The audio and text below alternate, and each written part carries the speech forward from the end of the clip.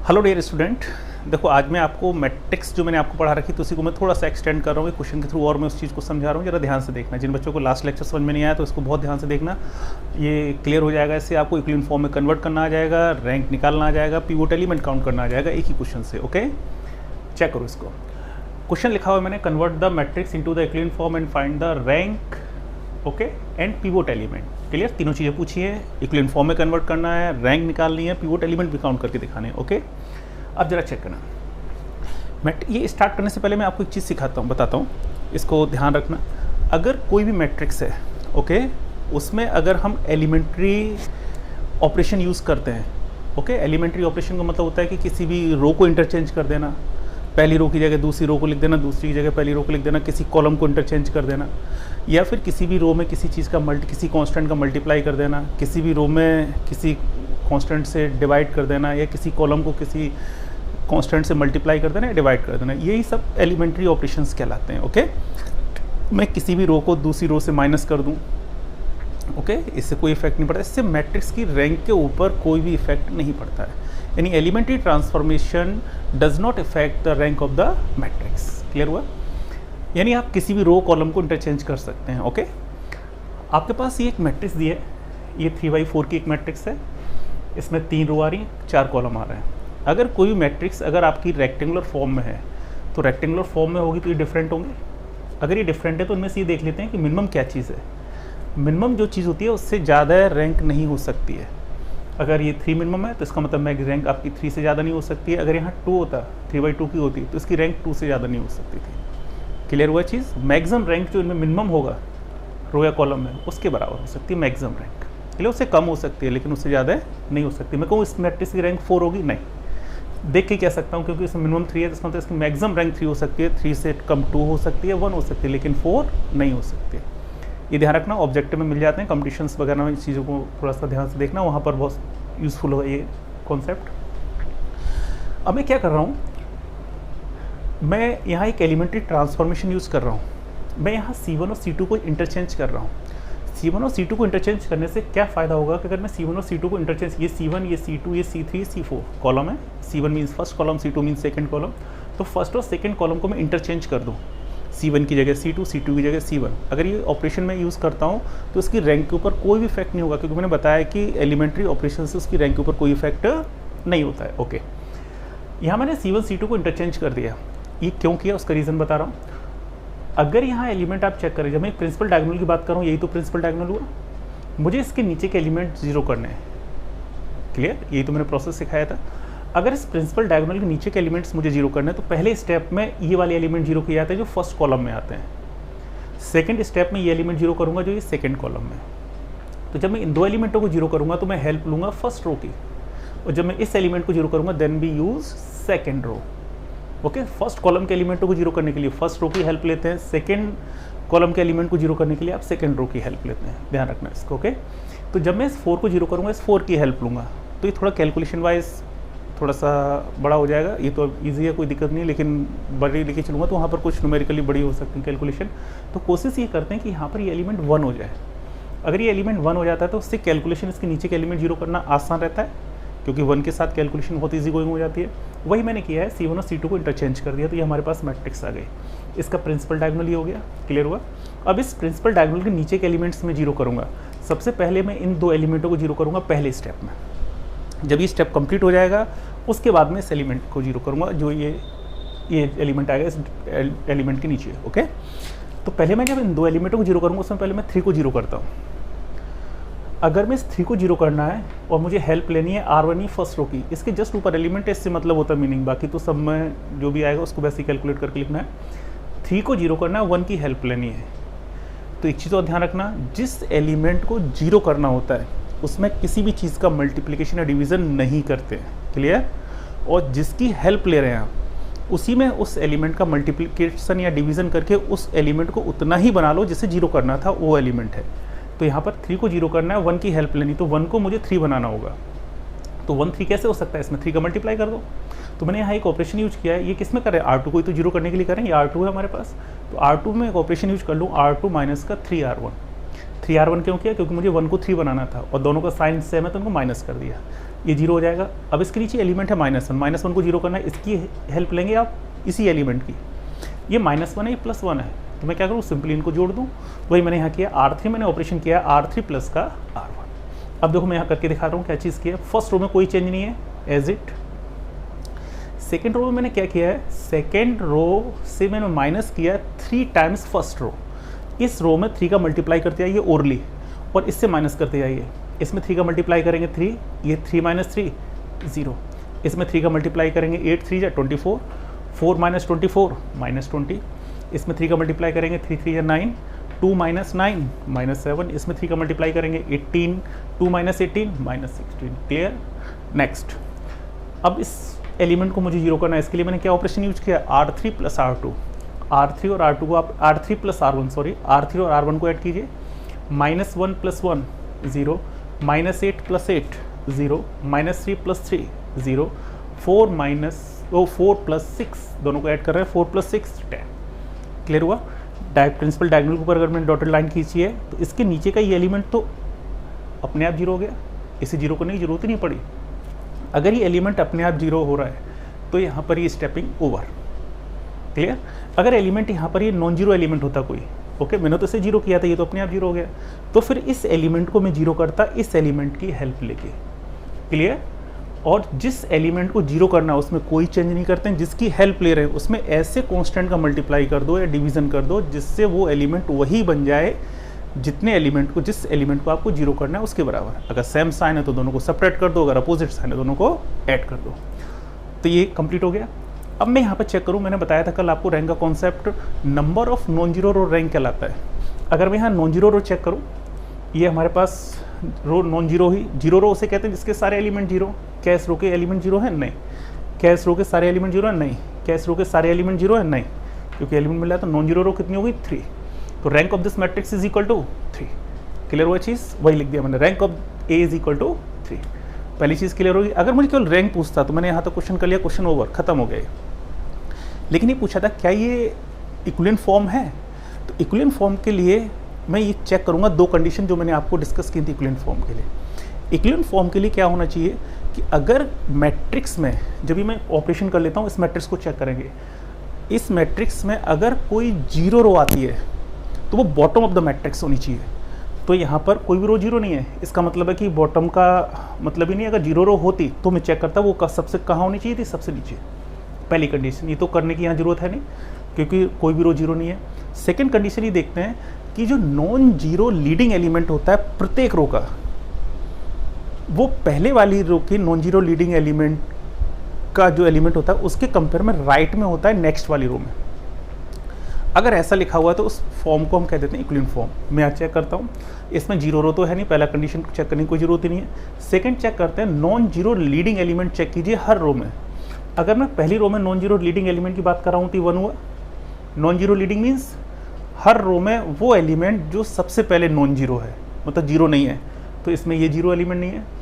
Second row में ये तो एलिमेंट जीरो है, तो नॉन जीरो एलिमेंट कौन सा है जो इन सबको लीड कर रहा है?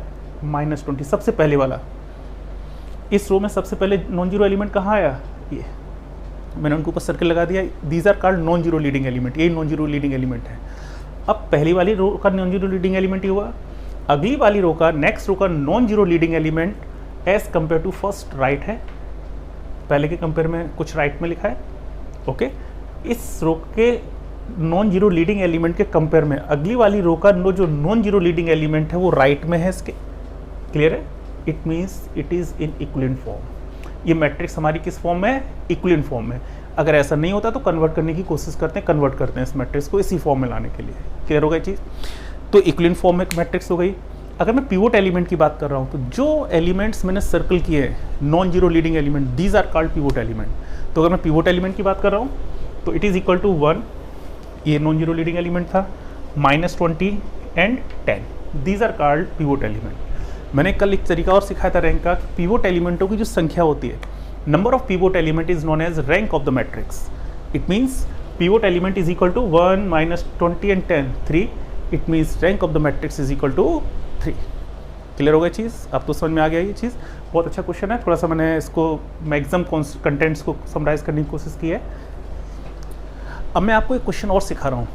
ये मैं 4x4 का एक क्वेश्चन करना सिखाता हूँ, इसको इक्विवेलेंट फॉर्म या और इसकी रैंक फाइंड आउट करना सिखाता हूँ, किस तरीके से करके मैं रैंक फाइंड आउट करूँगा। ओके, ये एलिमेंट्री ऑपरेशंस आपको बहुत अच्छे क्लियर हो जाएंगे और ये आना बहुत मस्ट है, क्योंकि आगे की जितनी भी मैट्रिक्स आपको सिखाऊंगा उसमें इन चीज़ों का यूज बहुत करोगे। ओके, इस मेथड को प्रैक्टिस कीजिए आप, 2 क्वेश्चन 3 क्वेश्चन 4 क्वेश्चन जितना आप प्रैक्टिस करोगे उतना ईजी गोइंग रहेगा। ओके, यहाँ चेक करना है, एक मैंने मैट्रिक्स ली हुई है ए, ये स्क्वायर मैट्रिक्स है, 4x4 ऑर्डर की मैट्रिक्स ली हुई है। ये मैट्रिक्स हमारी 4x4 ऑर्डर की मैट्रिक्स से मैं कहता हूँ कि इसकी रैंक फाइंड आउट करनी है, मुझे इक्विवेलेंट फॉर्म में कन्वर्ट करना है, पिवोट एलिमेंट्स फाइंड आउट करने हैं। ओके, सारी चीज़ मैं एक साथ डिस्कस करूँगा। मैंने आपको बताया था किसी भी मैट्रिक्स में हम एलिमेंट्री ट्रांसफॉर्मेशन यूज़ कर सकते हैं मेथड। एलिमेंट्री ट्रांसफॉर्मेशन किसी भी रो या कॉलम को मैं इंटरचेंज कर सकता हूँ। मैंने बताया था आपको, कभी भी जब किसी मैट्रिक्स को हम न्यूमेरिकली सॉल्व करना चाह रहे हैं या फिर उसकी रैंक फाइंड आउट करना चाह रहे हैं, कोशिश करते हैं एलिमेंट हमारे पास 1 हो। यहाँ ये एलिमेंट 0 है तो मैं 0 की हेल्प लेके तो कोई एलिमेंट 0 करूँगा नहीं, क्योंकि अगर मैं डायगोनल चेक कर रहा हूँ, ये डायगोनल लिखा हुआ है, तो एलिमेंट 0 की हेल्प से तो 0 होंगे ही नहीं। इसके लिए मैं क्या करूँ, यहाँ पर मैं कॉलम को इंटरचेंज कर लेता हूँ। आप कॉलम इंटरचेंज कर सकते हैं, रो इंटरचेंज कर सकते हैं। तो मैं यहाँ कॉलम को इंटरचेंज कर लिया, C1 और C2 को इंटरचेंज कर लिया। आप R1 R2 भी इंटरचेंज कर सकते थे, तो मैंने C1 C2 इंटरचेंज किया है। C1 की जगह मैंने C2 लिख दिया, C2 की जगह मैंने C1 लिख दिया। ये मैट्रिक्स ए आ गई हमारे पास। क्लियर? इसका प्रिंसिपल डायगोनल खींचा मैंने, इसके ऊपर डॉटेड लाइन खींच रखी है, प्रिंसिपल डायगोनल है। इसके नीचे के मुझे सारे एलिमेंट 0 करने हैं। क्लियर? अब जरा आप ध्यान से देखना, जब हम डायगोनल के नीचे के एलिमेंट 0 करेंगे तो हमारे पास टारगेट ये होगा, फर्स्ट फेज में मैं ये 3 एलिमेंट 0 करूँगा। क्लियर? पहला स्टेप। सेकेंड स्टेप ये है कि उसके बाद मैं इन 2 एलिमेंटों को 0 करूँगा, ये सेकेंड एलिमेंट स्टेप होगा हमारे पास। ओके, लास्ट थर्ड स्टेप में हम इस एलिमेंट को 0 करेंगे। क्लियर हुआ चीज़? तो पहले मैं इन 3 एलिमेंटों को 0 कर रहा हूँ। किस तरीके से 0 कर रहा हूँ जरा ध्यान से देखना, वही मैंने पीछे अभी मेथड बताया, उसी की हेल्प ले रहा हूँ। मुझे ये एलिमेंट तो ऑलरेडी 0 है, इसे 0 करने की जरूरत नहीं है, लेकिन इस एलिमेंट को जब 0 करेंगे तो ये एलिमेंट 1 है, इसको मुझे 0 करना है। और हेल्प किसकी लेनी है मुझे? इस एलिमेंट की, R1 की। जब इन तीनों एलिमेंटों को 0 करोगे, वी यूज़ रो R1, आप R1 को यूज़ करोगे, R1 की हेल्प लेंगे। 1 को 0 करना, 1 की हेल्प लेनी है। सिंपली इनको माइनस कर दूँ, दोनों एलिमेंट्स हैं मैं, तो यहाँ पर R3 माइनस R1 किया मैंने R3 में। ऐसे ही R4 में एलिमेंट 1 है, ये भी 1 है, तो R4 माइनस R1 भी कर दूँ, तो R4 में एक ऑपरेशन यूज किया, R4 माइनस R1। इससे क्या हुआ, पहली रो में कोई चेंज नहीं है, एज इट आ गया। सेकंड में कोई चेंज नहीं था, केवल R3 और R4 में चेंज है। तो R3 में क्या हुआ, R3 से मैं R1 को माइनस करूँ, 1 माइनस 1 0, 3 माइनस 0 3, 0 माइनस और माइनस प्लस 3 हो गया, 2 प्लस 1 माइनस और माइनस प्लस हो जाएगा, 2 plus 1 3। Clear? Last row R4 minus R1 करूँगा, 1 माइनस 1 0, 1 माइनस 0 1, माइनस 2 प्लस का 3, इसे माइनस करेंगे तो minus minus plus, plus 1 0, minus और माइनस प्लस 1 1। क्लियर हो गया? डायगोनल के नीचे के ये सारे एलिमेंट 0 हो गए हमारे पास। अब ये एलिमेंट मेरे पास 0 हो गए 3। अब मैं इन 2 एलिमेंटों को 0 करूँगा।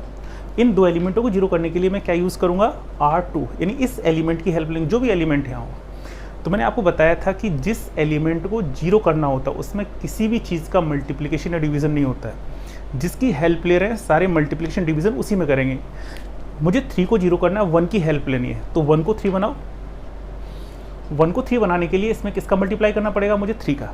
जब मैं 3 का मल्टीप्लाई करूँगा 3 हो जाएगा, ये भी 3 है, दोनों को माइनस कर दूँ। तो एक ऑपरेशन में यूज करता हूँ, R2 में मैं 3 का मल्टीप्लाई कर लूँ और R3 से उसको माइनस कर दूँ, यानी R3 माइनस का 3R1। वही मैंने अगला ऑपरेशन किया, R3 मैंने एक ऑपरेशन किया, R3 माइनस का 3R2, सॉरी R2 है ना, तो 3R2, ये 1 कहाँ आ रहा है, सेकेंड रो में आ रहा है, तो यहाँ कितना आ गया, माइनस का 3R2। R4 को चेक करो, ये एलिमेंट 1 है और इस 1 की हेल्प लेनी है। इन दोनों एलिमेंटों को 0 करने के लिए इसकी हेल्प लेंगे, जो भी एलिमेंट यहाँ होगा। 1 है, यहाँ पे ही 1 है, तो सिंपली माइनस कर दो दोनों को, तो R4 माइनस R2 कर दूँ। वही मैंने R4 में ऑपरेशन किया है, R4 माइनस R2। R3 और R4 में चेंज होगा, R1 वैसे ही आ गई, ये लिखी हुई है, R2 भी एज इट आ गई जैसे लिखी हुई थी। अगर मैं R2 में 3 का मल्टीप्लाई करके इससे माइनस करूँगा, 3 माइनस 3 0, 3 माइनस 3 0, 3 माइनस 3 0। R3 में R2 में R3 का मल्टीप्लाई कर दो, R3 से माइनस करते हो, R3 है, इसमें 3 का मल्टीप्लाई करेंगे, सारे एलिमेंट 0। R4 माइनस R2 करूँ, R4 ये R2 ये है, सेम रो लिखी हुई, माइनस करेंगे, पूरे एलिमेंट 0। क्लियर हो गया? अगर मैं इसके प्रिंसिपल डायगोनल के ऊपर लाइन खींचता हूँ, ये हो गया, इसके नीचे के सारे एलिमेंट 0 होके आ गए, ये एलिमेंट अपने आप 0 हो गया, तो इसलिए मुझे थर्ड स्टेप मूव करने की जरूरत नहीं है, क्वेश्चन यहाँ ओवर हो गया। अगर मुझे रैंक चाहिए थी इस मैट्रिक्स की, तो number of non zero row rank होती है, number of non zero row जो आ रहा है वही तो रैंक कहलाती है। अगर मैं number of non zero row check करूँ तो ये तो रो 0 है पूरी, ये भी रो 0 है, सारे एलिमेंट 0 है, ये रो नॉन जीरो है क्योंकि इसके सारे एलिमेंट 0 नहीं है, ये भी रो आपकी नॉन जीरो है, तो number of non zero row कितनी हुई 2। It means rank of this matrix is equal to 2। अगर मुझे रैंक चाहिए तो rank of this matrix, rank of A is equal to 2। Fine हो गया, क्लियर हुआ। अब जरा चेक करना है यहाँ पर, अगर मुझे इक्विवेलेंट फॉर्म चेक करनी है, क्या ये मैट्रिक्स जो मैंने कन्वर्ट किया है क्या ये इक्विवेलेंट फॉर्म में है। इसको चेक करने के लिए मैं एक काम करता हूँ, जो मैंने 2 कैरेक्टरिस्टिक्स बताई थी इक्विवेलेंट फॉर्म की, उनको मैं यूज़ करके देखता हूँ इसमें। अगर जीरो रो है किसी मैट्रिक्स में, वो बॉटम में होनी चाहिए, सबसे नीचे होनी चाहिए। इसमें 2 नॉन जीरो रो हैं, देखिए 2 जीरो रो है, these are at the bottom of the matrix, matrix की नीचे साइड में है, पहली कंडीशन फुलफिल हो रही है। सेकंड मैंने बताया था कि हर रो में non zero leading element first row के कंपेयर में राइट में होना चाहिए नेक्स्ट में। क्लियर, वो चीज़ यहाँ पर देख लेते हैं। इसका non zero leading element 1 first row का, सेकेंड रो का नॉन जीरो लीडिंग एलिमेंट ये भी 1 है, अगली रो में कोई नॉन जीरो लीडिंग एलिमेंट नहीं है, सारे जीरो एलिमेंट है, फोर्थ रो में भी नॉन जीरो लीडिंग एलिमेंट नहीं है, ये भी सब जीरो है। पहली वाली रो नॉन जीरो का जो लीडिंग एलिमेंट है ये लिखा है, अगली वाली रो का जो नॉन जीरो लीडिंग एलिमेंट है पहले के कंपेयर में राइट में है। क्लियर, और इसके कंपेयर में अगर आगे नॉन जीरो लीडिंग एलिमेंट होगा तो इसके कंपेयर में राइट में लिखा होना चाहिए। आगे तो एलिमेंट है ही नहीं हमारे पास नॉन जीरो लीडिंग एलिमेंट, इसका मतलब केवल 2 ही तो नॉन जीरो लीडिंग एलिमेंट्स हुए, और ये दोनों कंडीशन आपकी होल्ड कर रही है इक्विवेलेंट फॉर्म की। इसका मतलब हुआ कि जो ये मैट्रिक्स है it is in equivalent form, ये आपकी मैट्रिक्स इक्विवेलेंट फॉर्म में हो गई। और अगर मैं पिवोट एलिमेंट की बात करूं तो पिवोट एलिमेंट्स कौन से हैं, जो एलिमेंट्स मैंने सर्किल में बंद किए हुए, these are called pivot element. अगर मैं पिवोट एलिमेंट की बात कर रहा हूं, क्लियर,